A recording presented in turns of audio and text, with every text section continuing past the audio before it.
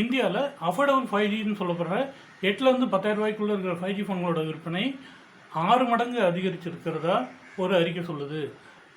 அது மட்டும் இல்லாமல் இந்த அறிக்கையில் எந்த பிராண்டோட விற்பனை அதிகரிச்சிருக்கு, பட்டன் ஃபோன்களோட விற்பனை எப்படி இருக்குது எல்லாத்தையும் சொல்லியிருக்காங்க. இதுதான் இந்த வீடியோவில் பார்க்க போகிறோம். சைபர் மீடியா ரிசர்ச் அப்படின்ற மார்க்கெட் ரிசர்ச் கம்பெனி இந்தியாவில் அஃபோர்டபுள் 5G ஃபோன்களில், அதாவது 8,000 ரூபாயிலேருந்து 10,000 ரூபாய்க்குள்ளே இருக்கிற ஃபோன்களில் 5G ஃபோன்களோட எண்ணிக்கை 6 மடங்கு அதிகரிச்சிருக்கிறது, அதாவது 600% ஆகிருக்கிறதா சொல்லியிருக்காங்க. இதோட அர்த்தம் என்னென்னா, இதுக்கு முன்னாடி 4G ஃபோன்கள் அதிகமாக விற்றுக்கிட்டு இருந்த இந்த செக்மெண்ட்டில் 5G ஃபோன்ஸ் அதிகமாக விற்றுட்ருக்கு. இதுக்கு என்ன காரணம்னு நம்ம பார்ப்போம். இதில் மெயினாக இந்த 8,000 to 10,000 ரூபாய்க்குள்ளே இருக்கிற ஃபோன்களில் இருக்கிற 5G ப்ராசஸர் பார்த்தோன்னா யூனிசாக் அப்படி இல்லைனா மீடியாடெக்காக தான் இருக்கும். ஏன்னா ஒரு ஃபோனோட காஸ்ட்டில் 20% to 30%, அதாவது கால்வாசி வேலை இந்த ப்ராசஸரோட வேலை தான். இதில் முன்னாடி ஸ்னாப் ட்ராகன் தான் மேஜராக இருந்தாங்க. இப்போது மீடியாடெக்கும் அதுக்கப்புறம் சீனாவோட யூனிசாக்ன்ற எஸ்ஓசியும் மெயினாக டாமினேட் பண்ணுறாங்க. இதனால் இந்த எஸ்ஓசியோட விலை நல்லா குறைஞ்சிருக்கு. ரெண்டாவது, மற்ற காம்பனன்ட்ஸான டிஸ்பிளே, பேட்ரி, அப்புறம் மெமரியோட விலையும் குறைஞ்சிருக்கு. நம்ம 64GB ஸ்டோரேஜ், 128GB ஸ்டோரேஜ்னெல்லாம் சொல்கிறோம் இல்லையா, அந்த மெமரியோட விலை 20% வரைக்கும் குறைஞ்சிருக்கிறதா சொல்லப்படுது. அதுக்கு முக்கியமான காரணம் டிமாண்ட் குறைஞ்சிருக்கிறதால இந்த NAND memory, NAND NAND memory அப்படின்ற டோட்டலான மெமரி சிப்ஸோட விலையுமே குறைஞ்சிருக்கு 20% வரைக்கும். இப்போ இது 20% வரைக்கும் குறையிறதால ஸ்மார்ட் ஃபோன்களோட விலையிலையும் இது ஒரு பாசிட்டிவான இம்பேக்டை, வேலை குறையிறதுக்கான வாய்ப்பை உருவாக்கும்.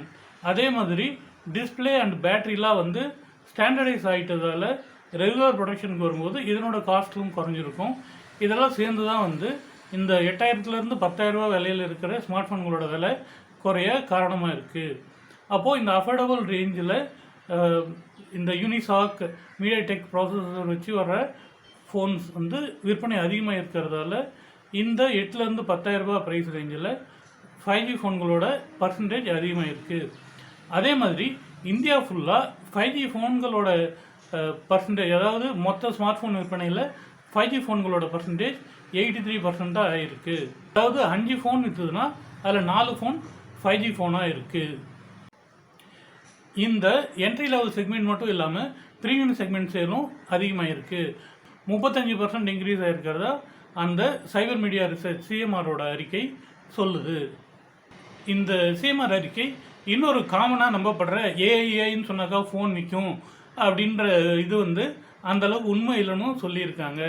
இந்த ஏஐ ஃபீச்சரால் ஃபோன் விற்கிறது ரொம்ப மார்ஜினலாக தான் இன்க்ரீஸ் ஆகிருக்கு. அதாவது இந்த ஏஐயை மக்கள் ஒரு விஷயமா இன்னும் பொருட்படுத்தலை அப்படின்னும் அந்த அறிக்கையில் சொல்லியிருக்காங்க. ஸ்மார்ட் ஃபோன்களில் இந்த 4G 5Gயோட சேல் இப்படி இருக்கும்போது அதுக்கு எதிர்பக்கமாக இருக்கிற பட்டன் ஃபோன்களோட விற்பனை பற்றியும் இந்த அறிக்கையில் பேசியிருக்காங்க. பட்டன் ஃபோன்களோட விற்பனை 18% குறைஞ்சிருக்கு. அதில் 2G ஃபோன்களோட விற்பனை, அதாவது பேசிக்கான பட்டன் ஃபோனோட விற்பனை 18%, 4G ஃபீச்சர் ஃபோன்னு சொல்கிற 4Gயோடு இருக்க பட்டன் ஃபோன்களோட விற்பனை 35% குறைஞ்சிருக்கிறதா சொல்கிறாங்க. இந்த பட்டன் ஃபோனில் ஐடெல் தான் நம்பர் 1ல் இருக்காங்க. ஐடெல் நம்பர் 1ல் இருந்தாலும் அவங்களோட விற்பனை 27% குறைஞ்சிருக்கு. அதே டைமில் லாவா, அந்த இந்தியன் பிராண்டோட விற்பனை 17% அதிகமாக இருக்கிறதாகவும் இந்த அறிக்கை சொல்லுது. நீங்கள் என்ன ஃபோன் யூஸ் பண்ணுறீங்க? 4G ஃபோனா 5G ஃபோனா? அந்த 5G ஃபோனில் 5G யூஸ் பண்ணுறீங்களா? 5G சேவை எப்படி இருக்குது அப்படின்றதில் கமெண்டில் சொல்லுங்கள். நம்ம மொபைல் அனலிஸ்ட் தமிழ் சேனலுக்கு சப்ஸ்கிரைப் பண்ணுங்கள்.